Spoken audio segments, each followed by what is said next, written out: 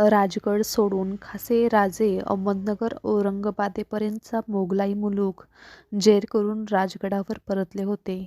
सुरत लूट, जसवंत सिंगाची माघार, मोगलाई मुलखाची मावळ्यांनी केलेली मारझोड यांनी औरंगाबादेच्या दिल्ली दरबाराची हवा तापू लागली. आपल्या या हालचालींचा नतीजा म्हणून औरंगजेब आता कोण मनसुब्याने पावले टाकील याचा विचार करीत राजे आपल्या महाली खिडकीच्या चौकटीजवळ पाठीवर हात ठेवून बांधून उभे होते. त्यांची नजर गुंजवणीच्या वळणार पात्रावर जखडली होती. हाताची सडक बोटे चळवळ करीत एकमेकांना पुन्हा पुन्हा गुंतली जात होती. बजाजी भेटीला येत असल्याची मिळालेली वर्दीसुद्धा ते विसरून गेले होते. राजांच्या महाली आलेले बजाजी राजांना पाठमोरे पाहून क्षणभर गोटाळले. त्यांना आपल्या येण्याचा सासूद लागावा म्हणून अदबीने म्हणाले, "आम्ही परतावं म्हणतो राजे." राजांच्या राजकारणी विचारांची धावणी तुटली. वळते होत ते बजाजींना म्हणाले, "एवढ्या जरुरीनं निघणं करता आहात बजाजी?" "जायला पाहिजे राजे, मृगतोंडावर आहे." जाण्यापूर्वी एक बाब कानावर घालावी म्हणून तसदी घेतली. "तसदी कसली? बोला." राजे शांतपणे चालत बजाजींच्या जवळ आले. थोरले महाराज गेले म्हणजे क्षणभर बजाजी शहाजीराजांच्या आठवणीने गप्प झाले. होणारा चुकत नाही राजे. माणसाच्या हयातीचं माणसांच्या हातात काहीच राहत नाही. महाराजांना फलटणात सामोर बघताना आम्हाला एक वेळा महाराजांची याद आली आणि एक गोष्ट मनाला भेडून गेली. आता महाराजांचे हात पिवळे करायला पाहिजेत. घरात मर्तिक घडलं असता 1 वर्षाच्या आतच ते व्हायला पाहिजे. नाहीतर शास्त्राप्रमाणे 3 वर्ष काही शुभकार्याला हात नाही घातला यायचा. बजाजीचे हे बोल ऐकताना राजांचे मन खोल तळवटातून घुसून उठले. ते बजाजी बोलत नव्हते. सईबाईच्या वरचा त्यांचा प्रेमा बोलत होता. राजांनी पडत्या काळात दिलेल्या थोर मनाच्या आधाराची जाण बोलत होती. राजे क्षणभर बजाजींच्याकडे नुसते बघतच राहिले. शंभूबाळांचा विवाह ही नुसती कल्पना ऐकतानाही त्यांच्या राजकारणी देहातील आबासाहेब मोहरून उठले होते. क्षणभर राजे औरंगजेब, त्याचे डाव, त्यावरचे प्रतिडाव हे सारे विसरून गेले. त्याच्या शिवसतेज डोळ्यांसमोर मुंडावल्या बांधलेल्या शंभूबाळांची मूर्ती उभी ठाकली. शांतपणे हसत राजे बजाजींना म्हणाले, "बरी बात काढलीस बजाजी. या निमित्तानं तरी आमच्या माँसाहेबांचं दुःख थोडं हलकं होईल. गड उतरण्यापूर्वी तुम्हीच ही गोष्ट जातीनिशी त्यांच्या कानावर घाला." ते ऐकताना बजाजी मामांचा चेहरा आनंदाने उजळून निघाला. समाधानाने ते निरोप घेऊन राजांच्या महालाबाहेर पडले. त्यांच्याकडे बघताना राजांच्या हाताची सडक बोटे अत्यंत हळुवारपणे छातीवरच्या जगदंबेच्या माळेतील कवड्यावरून फिरू लागली. विचारात हरवलेल्या राजांच्या जागत्या निमुळत्या डोळ्यासमोर आंब्राईच्या रसवंत घेर असलेले शृंगारपूर उभे ठाकले. त्यांचा 2च मूर्ती दिसू लागल्या. शृंगारपूरकर शिर्क्यांची कुलदेवता भावेश्वरी आणि पिलाजी शिर्क्यांची ईश्वरी भावाची राजस कन्या राजाऊ उर्फ जीव.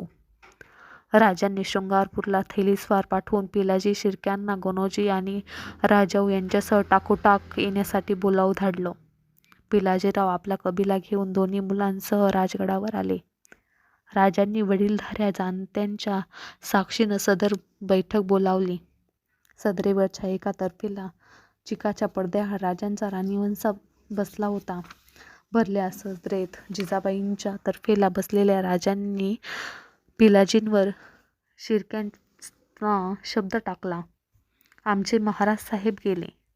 त्यांना 1 वर्ष होण्याच्या आत धर्मशास्त्राप्रमाणे आम्हास आमच्या बाळराजांचं शुभ कार्य करणं आहे. तुमच्या घरची शोभा असलेल्या राजाऊंना आम्ही आमच्या सुनबाई म्हणून बघाव्या म्हणतो. त्यासाठी आम्ही सदर साक्षीनं मागणं घालत आहोत. तुमचा जो मनसुबा असेल तो साफ बोला." राजांचे अदबशीर बोलणे ऐकून पिलाजींचे रांगडे काळीज भरून आले. एवढ्या जरुरीने राजांनी कशासाठी बोलावून धाडले त्याचा त्यांना काही उलगडा होत नव्हता. पाणावल्या डोळ्यांनी पिलाजी, जिजाबाई आणि राजे यांच्याकडे बघत बोलून गेले, राज, ही वळचणीची गंगा पार आड्याला न्यायची गोष्ट काढली सा. तुमच्या पायाजवळ उभं राहायची लायकी नाही आमची. वा राजांच्या साठनं लग्नाला पोरं पाहिजे असा कवाबी हुकूम केला असता तर आणून पायावर घातली असती. या परास काय सोनं होणार आहे तिच्या जन्माचं. पिलाजी, राजांचे थोरपण नजरेआड न करता कळवळून म्हणजे बोलले. नाही पिलाजीराव, तुमच्या आमच्याच घरची काय, पण कोणाच्याच घरची मुलगी हे घरधन आहे. ते त्याचं इतमामाचं आणावं लागतं. तुमची मुलगी लग्नासाठी नव्हे तर आमच्या सुनबाई म्हणून आणण्यासाठी आम्ही शब्द टाकला आहे. तुमची गंगा वळचणीची नाही पिलाजीराव, ती मनाची रक्ताची स्वर्गाची गंगा आहे. म्हणूनच आमच्या कबिलाकडची आमची कन्या नानीबाई तुमच्या गोनोजीरावांच्यासाठी पदरी घ्या असं मागणंही आम्ही आत्ताच घालतो आहोत. बोला, या साटेलोटाचा रिश्ता तुम्हास कसा वाटतो? राजांनी हसून पिलाजींना सवाल केला. जाणत्यांनी भरलेल्या सदर जाणत्या राजाकडे भारावून बघू लागली. ध्यानी मनी नसलेला दुसरा धक्का बसलेल्या पिलाजींनीही काही न बोलता जी म्हणून पगडी डोलावली. वर्दी पाठवून शंभूराजे, गणोजी आणि राजाऊ नानीबाई या सदरेवर बोलावून घेण्यात आले. त्या चौघींनी भरल्या सदरेला उजरा नमस्कार रुजू केला. सदर बैठकीवरून उठून राजे शांत चालीने छोट्या राजाऊजवळ आले. गुजऱ्याने समोर प्रेस केलेल्या तबकातील साखर मुठीत घेऊन त्यांनी खाली मान घातलेल्या राजाऊच्या हनुवटी डाव्या तर्जनीने वर करून क्षणभर तिच्याकडे पाहिले. राजाऊच्या डोळ्यात समोरचे राजे मावळत नव्हते. सदरेकडे बघत राजे म्हणाले, शृंगारपूरकर पिलाजीराव शिर्के यांची कन्या राजाऊ, आमचे फर्जंद शंभूराजे यांच्यासाठी आम्ही सदर साक्षीने आणि मासाहेबांच्या आशीर्वादाने पक्की करतो आहोत. राजांनी मुठीतील साखर राजाऊच्या तोंडात भरली.